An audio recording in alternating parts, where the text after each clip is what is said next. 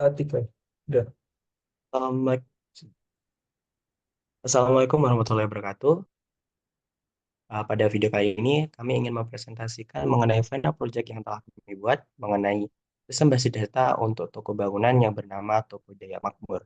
Di mana pada sistem basis data ini, kami akan menyimpan dan mengolah data dari pegawai, customer, supplier, produk, dan transaksi yang terjadi dalam toko bangunan.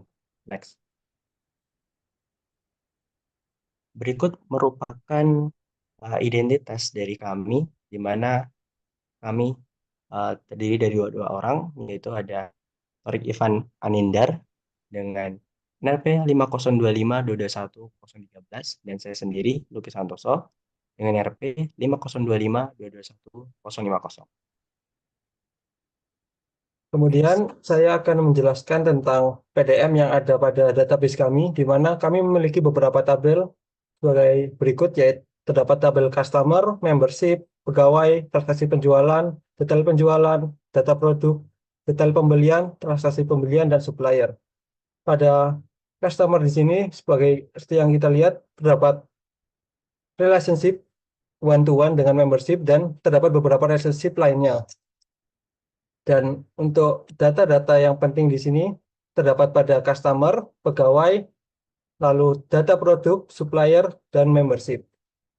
Kemudian pada database kami juga kami memiliki beberapa form input.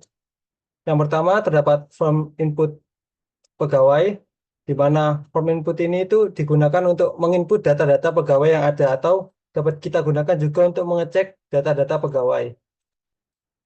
Lalu terdapat form input untuk customer, di mana di sini kita dapat melihat ID customer, nama, dan membershipnya apabila dia memiliki ID membership. Kemudian untuk membership di sini kita bisa melihat terdapat form input untuk membership, di mana membership ini digunakan atau diperuntukkan untuk orang-orang yang ingin mendapatkan diskon untuk toko Jaya Makmur ini. Kemudian di sini ada form input untuk supplier. Untuk ini form input ini digunakan untuk menghubungi supplier agar dapat memudahkan dalam pembelian produk. Lalu ada form input untuk data produk, di mana kita dapat menginputkan produk-produk yang ingin kita jual. Lalu ada penjualan, di sini pencatatan produk-produk apa yang akan atau yang telah kita jual.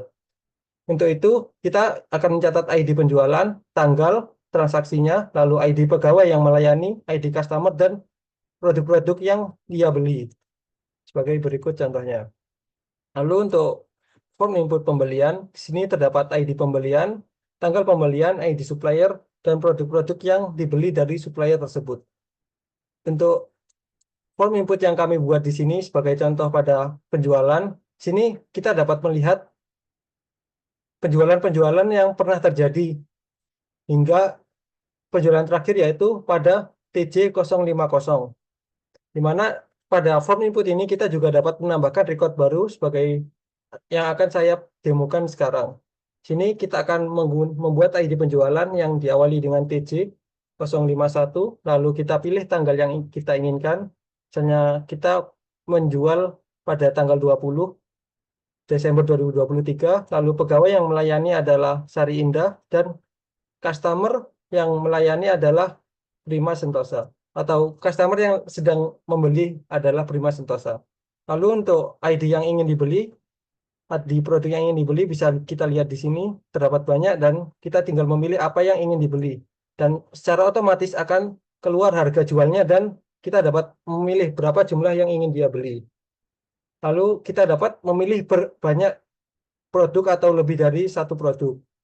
Kemudian apabila sudah kita dapat save record dan secara otomatis akan tersimpan pada tabel yang kita miliki.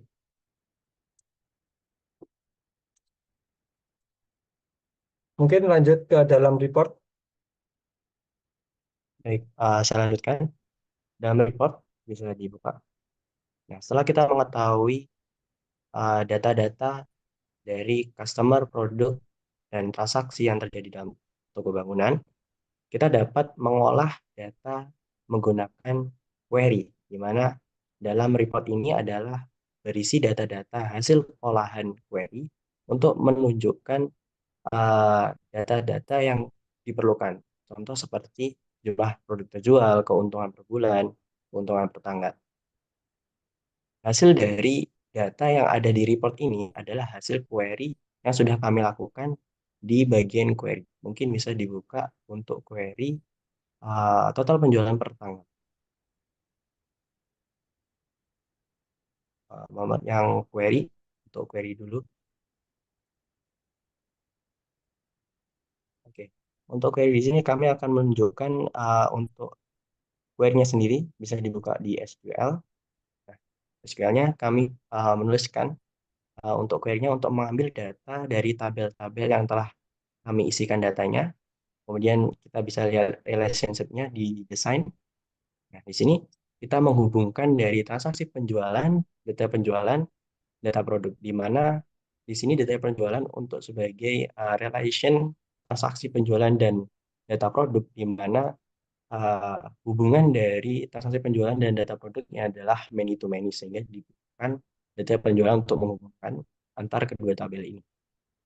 Oke, setelah kita menemukan query ini, kita dapat membuat report, tapi tidak hanya itu saja, kita juga dapat membuat sebuah query atau report yang lebih kompleks, di mana kita memanfaatkan query yang sudah ada ini untuk membuat query lainnya dengan nested query. Mungkin bisa ditampilkan query keuntungan per tanggal. Nah, untuk query keuntungan per tanggal ini adalah query yang menerapkan sistem nested query, di mana kami menggunakan query yang telah kami buat pada total penjualan per tanggal untuk membuat query baru tentang keuntungan per tanggal. Mungkin bisa dilihatkan untuk relationship. Nah, di sini kami menghubungkan dari query total penjualan per tanggal dengan transaksi penjualan, data produk, dan data penjualan, di mana ini akan menghasilkan data-data mengenai keuntungan per tanggal yang ada di toko bangunan Jaya.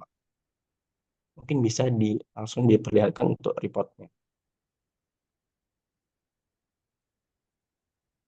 Berikut merupakan report hasil dari query yang telah kami lakukan, sehingga kita dapat mengetahui bahwa untuk per tanggal, setiap keuntungannya dapat dilihat secara jelas bagi berikut.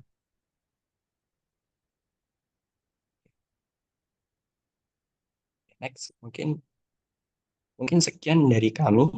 Untuk report-report lainnya bisa dicek pada aplikasi kami.